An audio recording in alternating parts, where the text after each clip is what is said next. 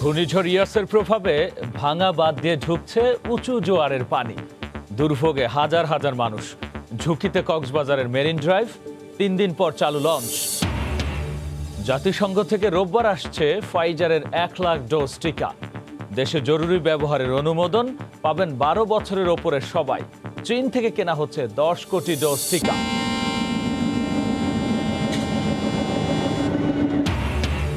চাঁপাইনবাবগঞ্জের সুস্বাদু আম সারা দেশে পৌঁছে দিতে ম্যাঙ্গো ট্রেন চালু। বিশ্বব্যাংকের সঙ্গে মিলে রেলকে ধ্বংস করতে চেয়েছিল বেগম জিয়া, বললেন প্রধানমন্ত্রী। টানা ১ সপ্তাহ দুর্ভোগের পর সৌদিগামীদের হোটেল কোয়ারেন্টিনে খরচ দেওয়ার ঘোষণা প্রবাসী মন্ত্রণালয়ের। পাবেন সর্বোচ্চ ২৫,০০০ টাকা। এবং ঢাকা বিশ্ববিদ্যালয়ের ছাত্র হাফিজের মৃত্যু তদন্ত করতে গিয়ে দেশে প্রথমবারের মতো মিলল ভয়ঙ্কর মাদক এলএসডি। বেসরকারি বিশ্ববিদ্যালয়ের ৩ ছাত্র গ্রেফতার।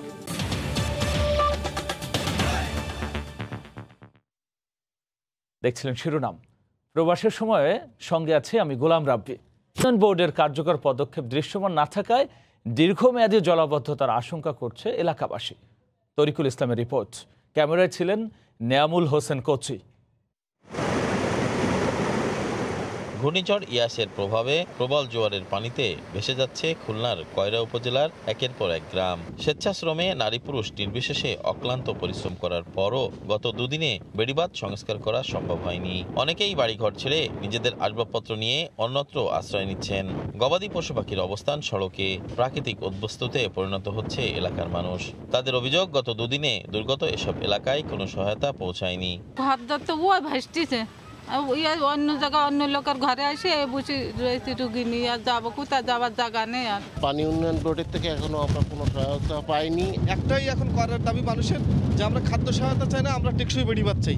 এদিকে কয়রা উপজেলার সবচেয়ে ক্ষতিগ্রস্ত মহারাজপুর ইউনিয়নের বেড়িবাঁধের ভেঙে যাওয়া 5টি স্থান সংস্কার করা সম্ভব হয়নি। স্থানীয় জনপ্রতিনিধির অভিযোগ, যেখানে ১ লাখ জিও ব্যাগ বাঁধ সংস্কারের প্রয়োজন, সেখানে সামান্য ব্যাগ দিয়েছে পানি উন্নয়ন বোর্ড। এতে অর্ধলক্ষ মানুষের জনবসতি রক্ষা করা সম্ভব নয়। দীর্ঘ 1 বছরে পুনরায় সংস্কার না করার কারণে আজকে আমরা আবার এই ভোগান্তির মধ্যে পড়ছি। তবে পানি উন্নয়ন বোর্ডের দাবি, কয়রা উপজেলার যে কটি পয়েন্টে ভাঙন দেখা দিয়েছিল তার বেশিরভাগই সংস্কার করা হয়েছে। দুবাই এক পোল্ডারের আংটিহারা এবং পদ্মপুকুর নামক একটা জায়গা, যে জায়গায় সম্পূর্ণ ব্রিজ হয়েছিল, স্থানীয় জনগণের সহায়তায় আমরা দুটি প্রজারই ক্লোজ করতে সক্ষম হয়েছি। কয়রা উপজেলায় অতিরিক্ত জোয়ারের পানিতে প্লাবিত হয়েছে 5টি ইউনিয়ন। উপকূলীয় এলাকার নদ নদীগুলোর জোয়ারের পানি অস্বাভাবিক রকমের বৃদ্ধি পাওয়ার কারণে খুলনার কয়রা উপজেলায় প্রতিদিন প্লাবিত হচ্ছে নতুন নতুন গ্রাম। এ পর্যন্ত পরিসংখ্যান অনুযায়ী প্রায় ৬,০০০ বসতবাড়ি এবং ২৫,০০০ মানুষ ক্ষতিগ্রস্ত হয়েছে। তরিকুল ইসলাম, সময় সংবাদ, খুলনা। এদিকে ঘূর্ণিঝড় ইয়াসের প্রভাবে প্রবল জোয়ারের পানিতে ঝুঁকিতে পড়েছে কক্সবাজার টেকনাফ মেরিন ড্রাইভ। বেশ কয়েকটি স্থানে দেখা দিয়েছে ভাঙন। যে কোনো মুহূর্তে সড়ক যোগাযোগ বিচ্ছিন্ন হওয়ার আশঙ্কা করছেন চালকরা। জেলার ব্যবসায়ীরা বলছেন, ঘূর্ণিঝড়ের কারণে ব্যাপক ক্ষতি হয়েছে তাদের। আরও জানাচ্ছেন সুজাউদ্দিন রুবেল। সাগরের তীর ঘেঁষে দেশের সবচেয়ে দীর্ঘ মেরিন ড্রাইভ সড়ক। এই সড়কে প্রতিদিন যাতায়াত করে শত শত যানবাহন। কিন্তু ঘূর্ণিঝড় ইয়াসের প্রভাবে প্রবল জোয়ারের পানি আছড়ে পড়ছে এই সড়কে। বিশাল বিশাল ঢেউয়ের আঘাতে ভাঙন ধরেছে মেরিন ড্রাইভ সড়কের দরিয়ানগর, হিমছড়ি ও পাতুয়ারটেক পয়েন্টে। জিও ব্যাগও ভাঙন রক্ষা করতে পারছে না মেরিন ড্রাইভ সড়কে। ফলে এই সড়কে যোগাযোগ বিচ্ছিন্ন হয়ে যাওয়ার শঙ্কা করছেন গাড়ির চালকরা। হিমছড়ি থেকে শুরু করে আপনার পাটওয়ারটেকের ওদিকে, আপনার ইনানের ওদিকে, আর এদিকে দরিয়ানগর, ওদিকে ভাঙন বেশি দেখতে পারতেছি। মানে এখনই যদি আপনার ফলো আপে না নিয়ে আসায়, তাহলে হয়তো মেরিন ড্রাইভটা বাঁচানো যাবে না। প্রবল জোয়ারে শুধু সড়ক নয়, চরম ঝুঁকিতে আছেন এই সড়কের পাশে ব্যবসা প্রতিষ্ঠানের পর্যটন ব্যবসায়ীরা। ইতিমধ্যে জোয়ারের পানিতে বিলীন হয়েছে 20টির বেশি ব্যবসা প্রতিষ্ঠান। আর যা আছে তাও হুমকির মুখে বলে দাবি স্থানীয় ও ব্যবসায়ীদের। এগুলো পানি আমরা জীবনে দেখি নাই। এই রুটঘাট, দোকানপাট এখন ব্যাঙ্গাতে চলে গেছে। দোকানপাট ক্ষতিগ্রস্ত হয়েছে, রাস্তা ক্ষতিগ্রস্ত হয়েছে। আজকেও জোয়ারের সময় সে একই অবস্থা। আর হিমছড়ি পুলিশ পাড়ির এই ইনচার্জ জানালেন, প্রবল জোয়ারে ভাঙন দেখা দিলেও সড়কটি রক্ষায় সেনাবাহিনী কাজ করছে। কিছু কিছু জায়গায় ভাঙন দেখা যাচ্ছে। এটা প্রতিরোধ করার জন্য সেনাবাহিনী তৎপর আছে, কালকেও কিছু কাজ করছে, আর আমরাও এখান থেকে তাদের সহযোগিতা করতেছি। 4 বছর আগে কক্সবাজার থেকে টেকনাফ পর্যন্ত 80 কিলোমিটার মেরিন ড্রাইভ সড়কটি উদ্বোধন করেন প্রধানমন্ত্রী শেখ হাসিনা। সুজাউদ্দিন রুবেল, সময় সংবাদ, কক্সবাজার। ইয়াসের প্রভাবে প্রবল ঢেউয়ে শিমুলিয়া ঘাটের পন্টুন ভেঙে শিমুলিয়া বাংলাবাজার নৌরুটে বন্ধ রয়েছে সব ধরনের নৌযান চলাচল। তবে অতিরিক্ত যাত্রী চাপে শেষ পর্যন্ত বৃহস্পতিবার রাত 8টায় 2টি ফেরি বাংলাবাজারের উদ্দেশ্যে ছেড়ে দেয়। এদিকে পাটুরিয়া দৌলতদিয়া ঘাটে সকাল থেকেই ব্যাহত হয় ফেরি পারাপার। জেলা প্রতিনিধিদের পাঠানো তথ্য, ছবিতে রিপোর্ট। বড় বড় ঢেউ আছড়ে পড়ছে শিমুলিয়া ঘাটে। ইতোমধ্যে ঢেউয়ের তোড়ে ভেঙে গেছে 2 নম্বর ফেরিঘাটের পন্টুন। অন্য 3 ঘাটের অবস্থাও নাজুক। পানি বেড়ে যাওয়ায় জলমগ্ন হয়ে পড়েছে সড়ক। অতিরিক্ত পানি বৃদ্ধির কারণে প্রত্যেকটা ঘাটের রেমের গোড়ায় পানি, বৈরী আবহাওয়া এবং প্রচণ্ড রোলিং হইতেছে। এই অবস্থায় মঙ্গলবার বিকেল থেকে শিমুলিয়া বাংলাবাজার নৌরুট দিয়ে ফেরি ও লঞ্চ চলাচল বন্ধ করে দেয় ঘাট কর্তৃপক্ষ। পদ্মা পাড়ি দিতে গিয়ে আটকা পড়ে শত শত মানুষ। এতে দুর্ভোগের মাত্রা পৌঁছে চরমে। এখন পর্যন্ত আমরা যাই যে পারাপার হইতে পারতাছি না। আমগো তো বাড়িতে অনেক কাজ আছে, অনেক সমস্যা আছে। সকাল থেকে এখানে বাচ্চার কাছে নিয়ে খুব কষ্টে আছি। অনেকের পেটে ভাত নাই, মানুষ বাড়ি যাইব, কত রোগী আছে এখানে। এদিকে শিমুলিয়া ঘাট বন্ধের প্রভাব পড়েছে পাটুরিয়া ঘাটে। বৃহস্পতিবার সকাল থেকে বিভিন্ন যানবাহনে করে ঘাটে ভিড় করেন যাত্রীরা। তবে বৃষ্টি আর প্রবল বাতাসে ব্যাহত হচ্ছে ফেরি চলাচল। এতে পদ্মা পাড়ি দিতে সময় লাগছে কয়েক গুণ বেশি। পারাপারের অপেক্ষায় থেকে সাধারণ মানুষ ও গাড়ি চালকরাও পোহাচ্ছেন দুর্ভোগ। এখানে থেমে থেমে বৃষ্টি হচ্ছে, এই কারণে ফেরি চলাচল ব্যাহত হচ্ছে। আর আমরা অনেকক্ষণ এখানে সিরিয়াল দিয়ে আছি।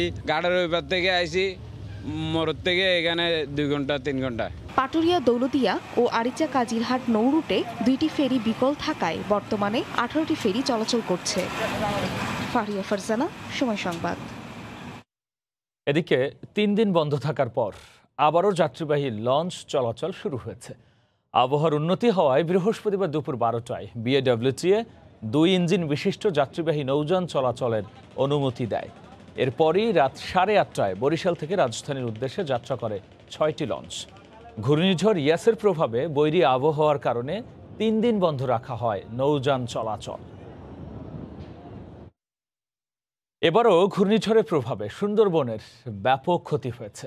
উঁচু জলোচ্ছ্বাসে পানিতে তলিয়ে গেছে কুমির, হরিণ ও কচ্ছপের আবাসস্থল।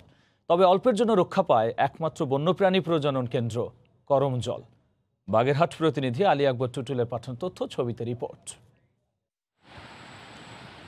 ঘূর্ণিঝড় ইয়াসের প্রভাবে প্রায় 5 থেকে 6 ফুট পানি উঠে যায় সুন্দরবনে। পানির তোড় ও ঝোড়ো হাওয়ায় পূর্ব সুন্দরবনের 19টি জেটি, 6টি জলযান ও ওয়াচ টাওয়ার সহ বেশ কিছু স্থাপনা ক্ষতিগ্রস্ত হয়েছে। উড়ে গেছে অন্তত 10টি অফিসের টিনের চালা। 9টি পুকুরে লবণ পানি প্রবেশ করায় সুপেয় পানির সংকট দেখা দিয়েছে। উদ্ধার করা হয়েছে 4টি মৃত হরিণ। শেড ক্ষতিগ্রস্ত হলেও অল্পের জন্য রক্ষা পেয়েছে সুন্দরবনের করমজল প্রজনন কেন্দ্রের বন্যপ্রাণী। আমাদের সুন্দরবনের করমজলের যে রাস্তাগুলো আছে, রাস্তার উপরে 1.5 থেকে 2 ফুট হয়ে গেছে। অপরদিকে বন্যপ্রাণীর যে আবাসস্থল, অর্থাৎ বেশ কিছু সময় কিন্তু এই জোয়ার থাকতেছে, অন্য সময় কিন্তু এত সময় থাকে না।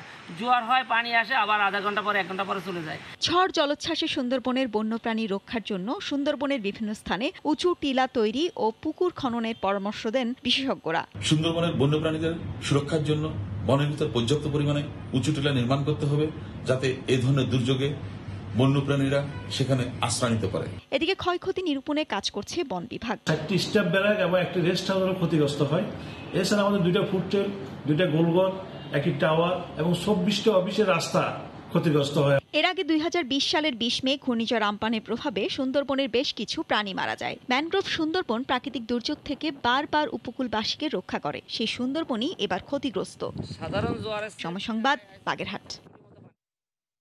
ঘূর্ণিঝড় ইয়াস সবচেয়ে বেশি তাণ্ডব চালিয়েছে ভারতের পূর্ব উপকূলে। ওড়িশা ও পশ্চিমবঙ্গের উপকূল জুড়ে এখন ঘূর্ণিঝড় ইয়াসের ক্ষতচিহ্ন। 2 রাজ্যে 1 কোটিরও বেশি মানুষ ক্ষতিগ্রস্ত হয়েছেন। মৃত্যুর খবর পাওয়া গেছে 5 জনের। 1.5 শতাধিক বাঁধ ভেঙে যাওয়ায় পানিবন্দী দিন কাটছে লাখ লাখ মানুষের। কেবল পশ্চিমবঙ্গেই প্লাবিত হয়েছে প্রায় 1100 গ্রাম। কলকাতা থেকে সুব্রত আচার্যের রিপোর্ট।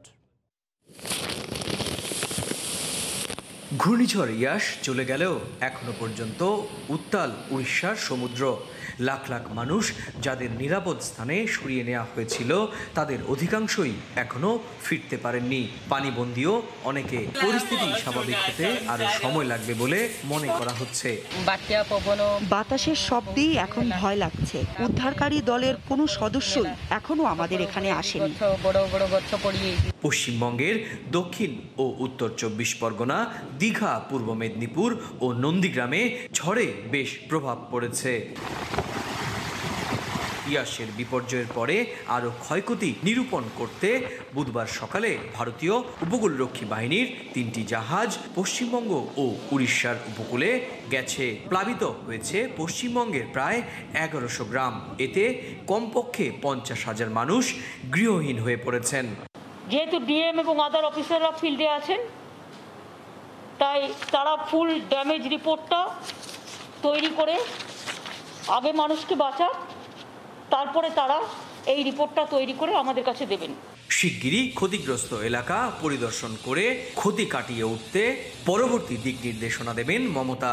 প্রধানমন্ত্রী নরেন্দ্র মোদীও যাচ্ছেন ক্ষতিগ্রস্ত এলাকা পরিদর্শনে। সুব্রত আচার্য, সময় সংবাদ, পশ্চিমবঙ্গ, ভারত। প্রবাসের সময় আরও থাকছে। মাস না পেরোতেই ফের অস্থির ভোজ্য তেলের বাজার। আন্তর্জাতিক বাজারের দোহাই দিয়ে লিটারে 13 টাকা বাড়ানোর প্রস্তাব আনবে ওষুধ প্রশাসন অধিদপ্তর। 12 বছরের বেশি বয়সী সবাই এ টিকা নিতে পারবেন। অন্যদিকে প্রতি ডোজ $10 চীনের সিনোফার্মা 1.5 কোটি ডোজ টিকা কিনছে সরকার, যা আসবে জুন মাস থেকে।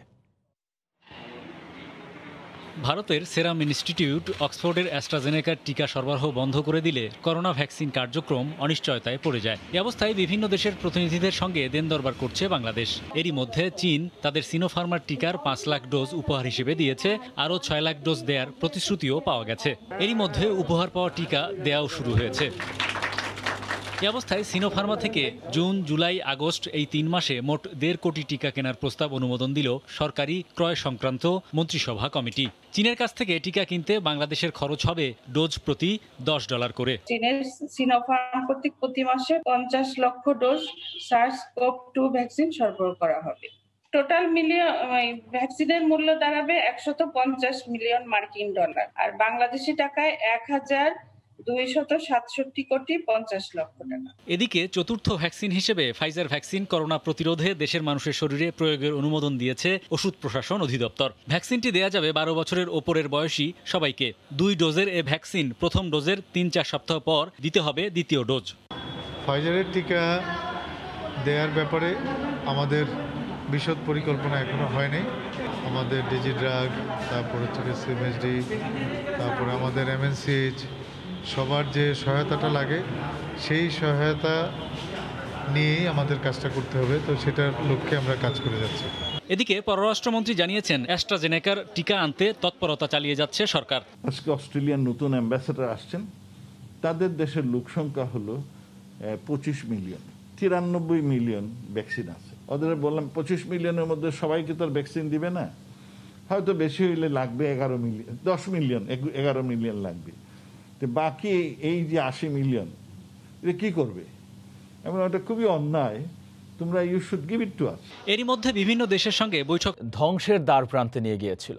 তিনি বলেন, বাইরের কারো পরামর্শে নয়, দেশের মানুষের প্রয়োজন বুঝেই সারা দেশের রেল নেটওয়ার্ক সম্প্রসারণ করছে সরকার। বৃহস্পতিবার সকালে ভিডিও কনফারেন্সে চাঁপাইনবাবগঞ্জের ম্যাঙ্গো স্পেশাল ট্রেন সার্ভিস চালু করে একথা বলেন প্রধানমন্ত্রী। এর আগে গণভবন থেকেই প্রধানমন্ত্রী উদ্বোধন করেন আগারগাঁওয়ে নবনির্মিত ডাক ভবন। দেশের উত্তর পশ্চিমাঞ্চলের জেলা চাঁপাইনবাবগঞ্জ শুধু দেশেই নয়, বিশ্বেও এই জেলার খ্যাতি আমের দেশ হিসেবে। করোনা কালে ঘোর লকডাউনের মধ্যেও মানুষের মৌসুমি এই ফলটির প্রাপ্তি নিশ্চিত করতে এবারও চালু হলো ম্যাঙ্গো স্পেশাল ট্রেন সার্ভিস। বৃহস্পতিবার সকালে গণভবন থেকে ভিডিও কনফারেন্সে প্রধানমন্ত্রী শেখ হাসিনা এই ট্রেন সার্ভিস ও মধুখালী থেকে কামারখালী হয়ে মাগুরা পর্যন্ত নতুন রেল লাইন নির্মাণের ভিত্তিপ্রস্তর স্থাপন করেন। আমের মৌসুম ভালো, সুমিষ্ট আম যাতে সারা বাংলাদেশের মানুষ এটা খেতে পারে আর ব্যবসা বাণিজ্যটাও যাতে সম্প্রসারিত হয়। সরকার প্রধান বলেন, রেল নেটওয়ার্ক দেশের সব জেলায় সম্প্রসারণে ধাপে ধাপে উন্নয়ন কাজ বাস্তবায়ন করা হচ্ছে। বিএনপি সরকার আমলে বিশেষ করে খালেদা জিয়া ক্ষমতায় এসে তারা ওয়ার্ল্ড ব্যাংকের পরামর্শক্রমে রেলের সম্পূর্ণ যোগাযোগগুলি বন্ধ করে দেওয়ার কাজ নিয়েছিল। এর আগে গণভবন থেকেই রাজধানীর আগারগাঁওয়ে ডাক অধিদপ্তরের নবনির্মিত ডাক ভবন উদ্বোধন করেন প্রধানমন্ত্রী। বিলুপ্ত প্রায় ডাক বাক্সের আদলে নির্মিত দৃষ্টিনন্দন এই ভবনটি থেকে এখন পরিচালিত হবে দেশের পোস্টাল সার্ভিস। এ সময় শেখ হাসিনা প্রযুক্তি ব্যবহার করে ডাক সেবাকে বহুমুখী করার তাগিদ দেন। এখন বেশিরভাগই অনলাইন সেবা চলছে, ক্রয় বিক্রয় চলছে, খাদ্যদ্রব্য থেকে শুরু করে ফলমূল তৈরি তরকারি এগুলোও যেন ডাকের মাধ্যমে পাঠানো যায়। যেন আমি যে মনে করি এখন আমি রান্না করে এখান থেকে আমি আরেক জেলায় খাবার পাঠাবো বা কোনো আত্মীয়কে পাঠাবো। জেলা ও বিভাগীয় শহরের ধারাবাহিকতায় পর্যায়ক্রমে দেশের প্রত্যন্ত অঞ্চলেও ডাক বিভাগের ওয়্যারহাউস স্থাপনে প্রকল্প বাস্তবায়নের তাগিদ দেন সরকার প্রধান। ভালো থাকবে সেই ধরনের। দেবাশিস রায়, সময় সংবাদ, ঢাকা।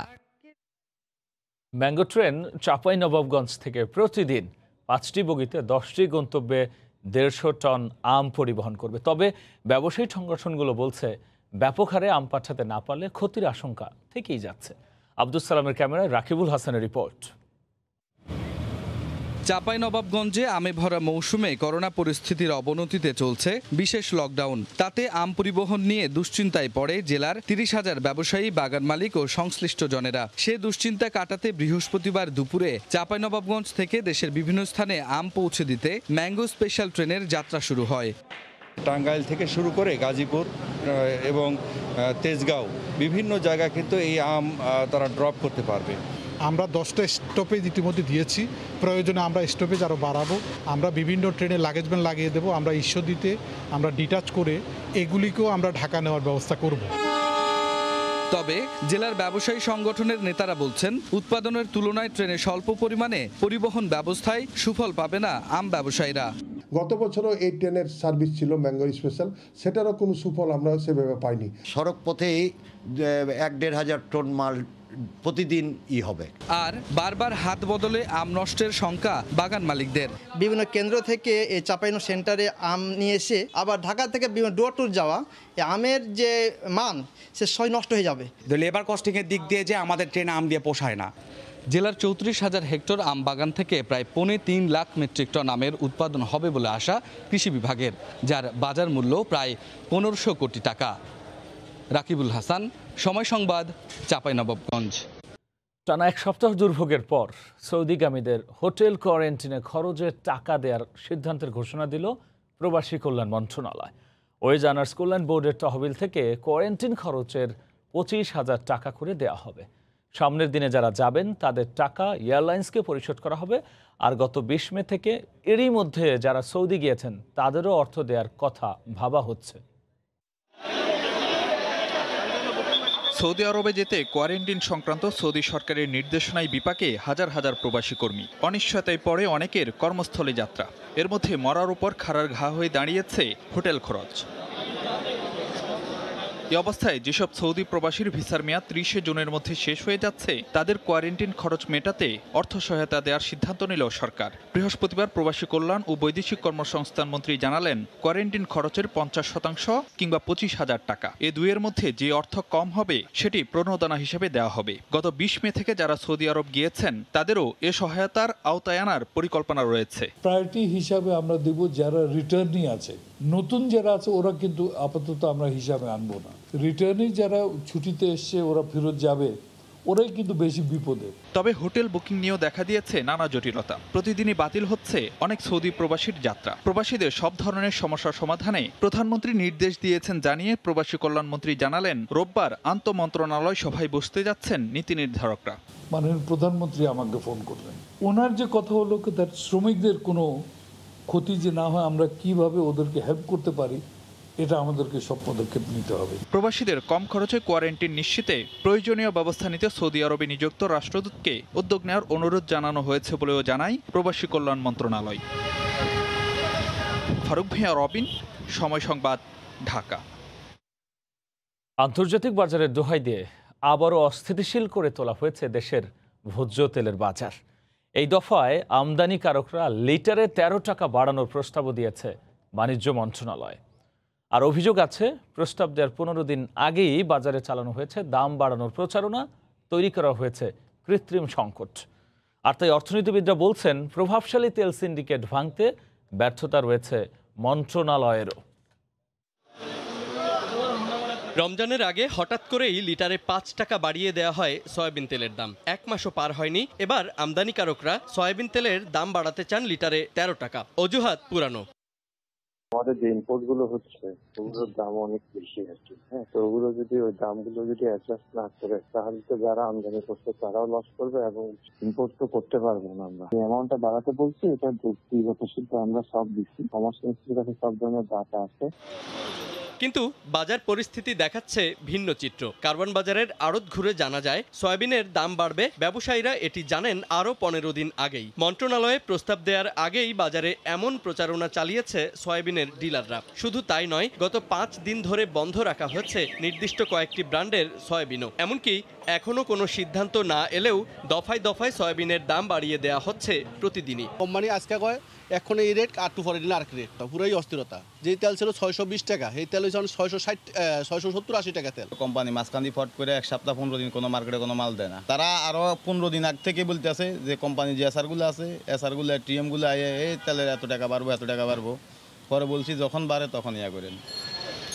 এ ধরনের অপকৌশলের নিন্দা জানিয়ে অর্থনীতিবিদরা বলছেন ভোজ্য তেলের বাজারে অদৃশ্য সিন্ডিকেট ভাঙতে প্রতিযোগিতার সুযোগ থাকতে হবে। আমাদের ভোজ্য তেলের আমদানিকারকের সংখ্যা খুবই সীমিত, সেই কারণেই দেখা যায় যে এখানে একটা এন্ট্রি ব্যারিয়ার আছে। এই মার্কেটে কিন্তু পূর্ণ প্রতিযোগিতার আমরা লক্ষণ দেখছি না, এবং এখন যদি আরো ১৩ টাকা বৃদ্ধির কথা তারা বলেন তাহলে এই যে একটা নিত্য প্রয়োজনীয় পণ্য, এটা সাধারণ মানুষের জন্য একটা বিরাট বোঝা হবে। যদিও আন্তর্জাতিক বাজার পর্যালোচনায় দেখা যায় কিছুটা বেড়ে। করোনা নিয়ন্ত্রণে মধ্যপ্রাচ্যের দেশগুলো যেখানে হিমশিম খাচ্ছে সেখানে ভিন্ন চিত্র কাতারে। কোনো রকম লকডাউন ছাড়াই দিন দিন উন্নতির পথে দেশটির করোনা পরিস্থিতি। এর মধ্যে দেশটির ২টি হাসপাতালে করোনা রোগীর সংখ্যা শূন্যে নেমে এসেছে। কাতার প্রতিনিধি আনোয়ার হোসেন মামুনের তথ্য, ছবি নিয়ে রিপোর্ট। করোনা পরিস্থিতি সামাল দিতে মধ্যপ্রাচ্যের দেশগুলো বিধিনিষেধ, কারফিউ, লকডাউন দিয়ে করোনা সংক্রমণ ঠেকাতে হিমশিম খাচ্ছে। তবে কোনো রকম লকডাউন ছাড়া প্রযুক্তি ব্যবহার করে মোবাইলে এহতেরাজ অ্যাপের মাধ্যমে অনেকটা করোনা নিয়ন্ত্রণ রাখতে সক্ষম হয়েছে কাতার। বাধ্যতামূলক মাস্কের ব্যবহার এবং দেশটিতে গণহারে ভ্যাকসিন প্রয়োগে অনেকটা নিয়ন্ত্রণে করোনা সংক্রমণ। কাতার আইন কানুনে যেভাবে যেটা দিচ্ছে ওইভাবে যদি আমরা সবাই মেনে চলি তো অবশ্যই এখন বর্তমান পরিস্থিতি অনেক ভালো, ভবিষ্যতে আরো অনেক ভালো দিকে এগিয়ে যাবে কাতার করোনা ভাইরাস নিয়ন্ত্রণে সক্ষম হওয়ার মূল কারণ হচ্ছে আমার দেখায় মানুষ যথার্থ মাস্ক ব্যবহার করে, ইতরাজ সফটওয়্যার ব্যবহার করে এবং বিধিনির্দেশগুলো খুব ভালোভাবে মানে। কাতারে করোনা নিয়ন্ত্রণ হওয়ার একটাই কারণ, কাতার সরকার যেসব নিয়মগুলি দেওয়া হয়েছে সেটা বিধিনিষেধ মানার ফলে এখন করোনা অনেকটা নিয়ন্ত্রণে কাতারে। দেশটিতে লকডাউন জারি না হলেও কঠোর বিধিনিষেধ ও স্বাস্থ্যবিধি অমান্যকারীদের কঠোর শাস্তি ও জেল জরিমানার কারণে কাতারে করোনা পরিস্থিতি নিয়ন্ত্রণে বলে মনে করেন প্রবাসী বাংলাদেশিরা। এখানে করোনা নিয়ন্ত্রণের মূলত কারণ হচ্ছে কাতারের জনগণ বিধিনিষেধগুলো মেনে চলতেছে, যার কারণে করোনা নিয়ন্ত্রণে আছে। আর যারা এই বিধিনিষেধগুলো মেনে চলছে না তাদের জন্য বড় ধরনের জরিমানা করা হচ্ছে। কাতার সরকার সবাইকে ভ্যাকসিন দিচ্ছে। দ্বিতীয়ত যে বিষয়টি হচ্ছে সেটি হচ্ছে যে আমাদের মাস্ক পরিধান করা। আমরা প্রতিটা জায়গার মধ্যে নির্দিষ্ট সময় এবং আমাদের মাস্ক পরিধান করতে হচ্ছে। আর তৃতীয় যে বিষয়টা হচ্ছে সেটি হচ্ছে যে আমাদের মোবাইল অ্যাপ যেটি এথেরাজ, সেটি আমাদের মোবাইল এথেরাজ ব্যবহার করতে হচ্ছে। করোনা পরিস্থিতি স্বাভাবিক হয়ে আসায় ২৮ মে থেকে প্রথম ধাপে তুলে নেওয়া হচ্ছে বিধিনিষেধ। দেশটির টিকাদান কর্মসূচিও অব্যাহত রয়েছে। বাংলাদেশ শ্রীলঙ্কা ওয়ানডে সিরিজের খবর। লঙ্কানদের হোয়াইট ওয়াশের লক্ষ্যে শুক্রবার মাঠে নামবে টাইগাররা। সিরিজ নিশ্চিত করলেও দলগতভাবে সেরা পারফরমেন্স দিতে না পারার আক্ষেপ শেষ ম্যাচে ঘোচাতে চান মাহমুদুল্লাহ রিয়াদ। অন্যদিকে টানা ২ হারের পরও তারুণ্য নির্ভর দলটার ওপরে আস্থা রাখছেন লঙ্কান কোচ। অন্তত একটা জয় নিয়ে ফিরতে চান মিকি আর্থার। দু দলের ম্যাচ মাঠে গড়াবে দুপুর ১টায়। রোদে পুড়ে প্রথম আর বৃষ্টি স্নাত হয়ে দ্বিতীয় ওয়ানডেতে জিতে সিরিজটা নিজেদের করেছে টাইগাররা। তবে ম্যাচ দেখে মন ভরেনি টাইগার ভক্তদের, চোখ জুড়িয়েছে কেবল মুশফিক মাহমুদুল্লাহদের ব্যাটিং। মিরাজ মুস্তাফিজরা মুগ্ধতা ছড়ালেও অনুজ্জ্বল টপ অর্ডারের ব্যাটাররা। মিডলে দুই সিনিয়র ধারাবাহিক নতুন পজিশনে প্রথম ম্যাচে থিতু হতে না পারায় অনুশীলনে বাড়তি মনোযোগ মোসাদ্দেকের। তৃতীয় ওয়ানডের জন্য মূল স্কোয়াডের বাইরে থেকে ডাকা হয়েছে ওপেনার নাইম শেখকে। কোচ ডমিঙ্গো নিবিড় নজর রাখছিলেন সিরিজে এখনো পর্যন্ত সুযোগ না পাওয়া সৌম্যর দিকেও। সাইফুদ্দিনের কনকাশন সাব হয়ে আলো ছড়িয়েছেন তাসকিন। একাদশে তাই আবারও পরিবর্তনের আভাস মিলছে। সে প্রশ্ন এড়িয়ে গেলেও রিয়াদের দৃঢ় বিশ্বাস শেষ ম্যাচে স্বরূপে ফিরবেন সাকিব আল হাসান। আর শেষটায় দলগত সেরা পারফরমেন্সের খোঁজে থাকবে লাল সবুজরা। প্রথম ম্যাচে হয়তোবা ভালো একটা স্টার্ট পেয়েছিল, হয়তোবা ক্যাপিটালাইজ করতে পারিনি, বাট আমি ভেরি মাচ শিওর ইনশাল্লাহ কালকের ম্যাচেও একটা বড় ইনিংস খেলবে। ওয়ার্ল্ড কাপের একটা কোয়ালিফাইংয়ের একটা বিষয় থাকে, তো প্রতিটা ম্যাচই আমাদের জন্য সমান গুরুত্বপূর্ণ এবং যেহেতু আরও একটা অপরচুনিটি 10টা পয়েন্ট পাওয়ার, তো ওয়াই নট ইনশাল্লাহ আমরা যেন এটা আমাদের বেস্ট যেটা আমি আগে বললাম যে আমরা আমাদের বেস্ট পারফরমেন্সটা এখনও আমরা দিতে পারিনি, তো আমরা ওইটাই দেওয়ার চেষ্টা করব। স্বাগতিকদের ফেভারিট মেনে তারুণ্য নির্ভর দল নিয়েও চ্যালেঞ্জ ছুঁড়ে দিতে চেয়েছিল লঙ্কান কোচ। সে পরিকল্পনা ভেস্তে গেছে, তবে এখনও শিষ্যদের ওপর আস্থা রাখছেন মিকি। এই দলটা একেবারে তরুণ, 2023 বিশ্বকাপের জন্য এদের প্রস্তুত করা হচ্ছে। নিজস্ব কন্ডিশনে বাংলাদেশ ভালো করবে এটা প্রত্যাশিত ছিল, তবে ওয়ানডে সুপার লিগের কারণে প্রত্যেকটা শেষ ম্যাচে আমরা সর্বোচ্চটা দিয়ে একটা জয় নিয়ে ফিরতে চাই। ওয়েস্ট ইন্ডিজ, নিউজিল্যান্ড, পাকিস্তান, জিম্বাবুয়ের পর শ্রীলঙ্কাকে হোয়াইট ওয়াশের সুযোগ টাইগারদের সামনে। হোম অফ ক্রিকেটে এই উইকেটে আগের দুটো ওয়ানডে ম্যাচে মুশফিকের অনবদ্য ব্যাটিং, তামিম আর মাহমুদুল্লাহর দায়িত্বশীল ইনিংসে ভর করে ইতোমধ্যেই শ্রীলঙ্কানদের বিপক্ষে ইতিহাসের প্রথম ওয়ানডে সিরিজ জয় করেছে বাংলাদেশ। এবার হোয়াইট ওয়াশের পালা। তবে সমর্থকদের জন্য সবচেয়ে বড় স্বস্তি হবে যদি এই সিনিয়রদের কাঁধে ভর না করে বরং তরুণ কারো ব্যাট জ্বলে ওঠে এবং বাংলাদেশের জয় নিশ্চিত হয় তরুণদের হাতে। মিরপুর বাংলা ক্রিকেট স্টেডিয়াম থেকে শীর্ষ সংবাদ জানিয়ে দিচ্ছে আরও একবার।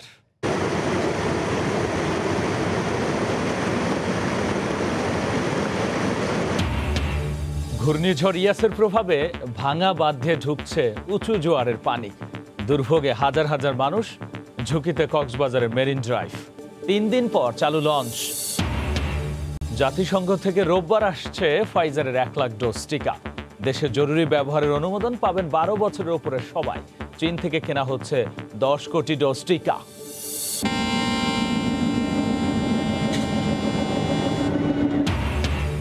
চাঁপাইনবাবগঞ্জের সুস্বাদু আম সারা দেশে পৌঁছে দিতে ম্যাঙ্গো ট্রেন চালু। বিশ্ব ব্যাংকের সঙ্গে মিলে রেলকে ধ্বংস করতে চেয়েছিল বেগম জিয়া, বললেন প্রধানমন্ত্রী। এই ছিল প্রবাসের সময়। সঙ্গে থাকুন সময়।